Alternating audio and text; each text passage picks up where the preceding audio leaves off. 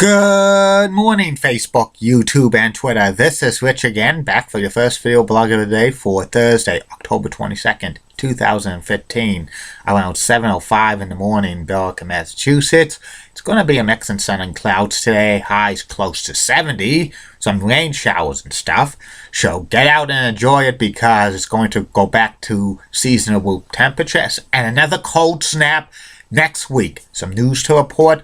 The Philadelphia Flyers beat the Boston Bruins by the score of 5-4 in overtime. The Bruins get a point, but they need the 2 points. Bruins look horrible blowing leads. That's not good. Claude's on the hot seat. And the New York Mets beat the Chicago Cubs by a score of 8-3 to sweep the 4-game series. They're the National League champions. Daniel Murphy is MVP of the National League Championship Series, and the New York Mets never trailed. They led wire to wire for the National League Championship Series. They're going to the World Series to face off against either the Blue Jays or the Royals. Sad news to report in the world of Hollywood. Actor, comedian, talent, agent Marty Ingalls passed away at the age of 79. Marty was married to actress Shirley Jones of the Partridge Family fame. And the city of Dallas, Texas is having a plan to lure the Texas Rangers from Arlington, Texas. They're going to be, they have plans to build a downtown baseball park in the middle of Big D. I wonder if the Texas Rangers, if they will accept the move, if they'll be rebranded the Dallas Rangers. That's about it on the news. My first video subject of the day is my review of WCW's Halloween Havoc 1991, which took place at Chattanooga, Tennessee's University of Tennessee Chattanooga Arena. The main event was a 2-out-of-3 fall match for the WCW World Championship. It was a total package. Lex Luger facing off against the All-American Ron Simmons, plus there was other matches on this card. No dark matches. Calling the action were good old JR, Jim Ross, and Tony Schiavone. And here are the matches. The first match was a Chamber of Horrors match. It was like a Thunderdome cage with the winning team. They would have to put their opponent in a electric chair. And it was Sting, who was the WCW United States Champion at the time, El Gigante, and Rick and Scott the Steiner Brothers facing off against Abdullah the Butcher, Cactus Jack, Vader, and the Diamond Star. This was a decent match. Ending had Rick Steiner put the belly-to-belly suplex on Abdullah the Butcher, and Cactus Jack thought it was Rick in the chamber electric chair. Cactus Jack accidentally shocked Abdullah the Butcher. That caused the winning team to be Sting, El Gigante, and the Steiners. That was a decent match. The next match was a tag team match. It was Big Josh, who was the WCW version of Hacksaw Jim Duggan at this time, and the Rat Master PN News facing off against two masked wrestlers called the Creatures, who were preliminary wrestlers, Johnny Rich and Joey Maggs under hoods and stuff. Then this was a squash match. The Big Josh and PN News once when PN News gives the Rat Master splash off the top rope and lands on one of the Creatures. Yo, baby, yo, baby, yo, yo, baby, yo, baby, yo. That's what PN News would say when he was doing his splash off the top rope. The next match was beautiful Bobby Eaton facing off against the computerized man of the 1990s, Terrence Taylor, with Alexander York in his corner. Alexander York became Marlena and Terry Reynolds. And this was a decent match. Bobby Eaton wins about 16-minute mark when he punches Terrence Taylor and gives him the Alabama Jam for the 1, 2, 3. The next match was Jimmy Jam Garvin of the Fabulous Freebirds with Michael P.S. Hayes. In his corner, Michael P.S. Hayes was having a sling on his arm because he injured it. He really didn't injure it.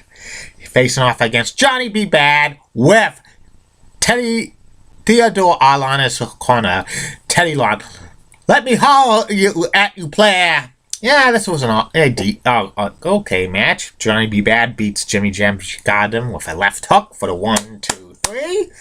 Next match was for the WCW Television Championship. It was the Natural Dustin Rhodes facing off against the champion, Stunning Steve Austin, with Lady Blossom in his corner. 15-minute time limit. This was a great match. Back and forth, very competitive moves. The time limit expired. Dustin Rhodes gave Stunning Steve the clothesline, and the referee counts 1, 2, but the bell rings. Time limit expires, so it's a draw.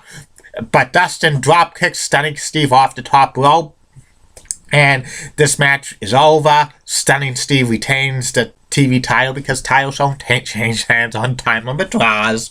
The next match was Bill Kazmaier facing off against Oz. Bill Kazmaier was being pumped up as the world's strongest man. Oz was one of Kevin Nash's characters in WCW. This was only about a 3-4 minute match. Bill Kazmaier wins with the torture rack backbreak, but just an awful match. The next match was Heavy Metal Van Hammer facing off against Pretty Boy Doug Summers. It was originally going to be Michael P.S. Hayes, but Michael P.S. Hayes got injured and stuff, but that was just a wrestling storyline.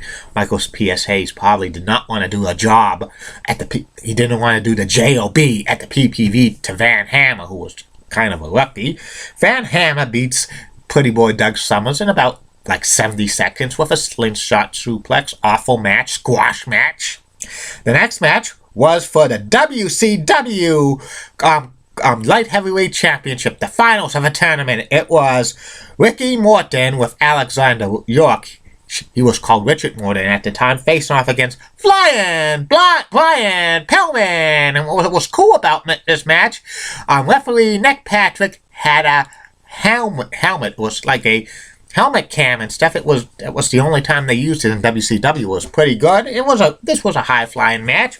Brian Pillman wins with a move off the top rope for the 1, 2, 3 to become the first ever WCW Light Heavyweight Champion. This was an exciting match. The next match was the Z-Man facing off against the Masked WCW Halloween Phantom. This was a total squash match. The Masked Halloween Phantom gives Z-Man the Rude Awakening, and Tony Schiavone and Jim Ross said about that. Pins him 1, 2, 3. Later on, the WCW Halloween Phantom was revealed to be ravishing Rick Rude, and he was part of the Dangerous Alliance headed by Paulie Dangerously and Medusa. The next match was for the WCW World Tag Team Championships. It was the Enforcers, Arn Anderson and Larry Zbyszko, facing off against Patriots, Firebreaker Chip, and Todd Champion, who were also, at this time, the WCW United States Tag Team Champions, but the United States Tag Team Championship was not on the line in this. Okay match. Anderson and Zbyszko won this match in about 10 minutes when Anderson pinned Firebreaker Chip with the Spine Buster. Chip and Larry Zbyszko crunched heads at the end of the match that took Anderson to get the advantage for the victory. And the main event was 2 out of 3 falls for the WCW World title. It was the total package Lex Luger with Harley Race and Mr. Hughes in his corner facing off against the All-American Ron Simmons. This was a 20-minute match. First fall had Ron Simmons pinned Lex Luger with the Spine Buster, about 5 minutes. Second fall had Lex Luger won by disqualification because Ron Simmons threw Lex Luger off the top rope. Harley Race interfered. He grabbed Ron Simmons' legs, but the referee did not see it and stuff, because if he did see it and stuff, Luger would have been disqualified, but he probably would have retained the WCW World title, because one of the falls was a disqualification, and titles can't change hands on disqualifications. It have to be 2 straight falls with no pinfall, with no disqualifications or count out. And the third and final fall, Luger gave Simmons, the pile driver, after Simmons hit his head in the ring post by mistake. And Lex Luger, towards the end of the match, was bleeding, as what Gordon Solie would say, his face is becoming a crimson mask, and Luger retains the WCW World title. And what did I think about WCW Halloween Havoc 1991? It was a B+. Some solid matches and stuff. There was some squash matches, but overall it was pretty good. Rick Rude reappearing in WCW was a highlight and stuff, and the 2 out of 3 fall match between Luger and Simmons was awesome. The rest of the card was like kind of, what you would see on the average pay-per-view. That's about it. Later on today, I will be reviewing WCW Halloween Havoc 1992 because I have to double up on them because yesterday I skipped it.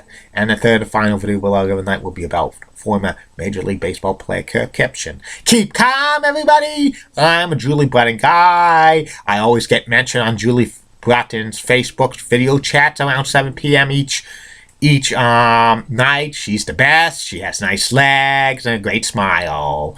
Molly Rosenblatt, so stunning. Elizabeth Hart's the best. And in the words of Sean Lucha, get out! See you later!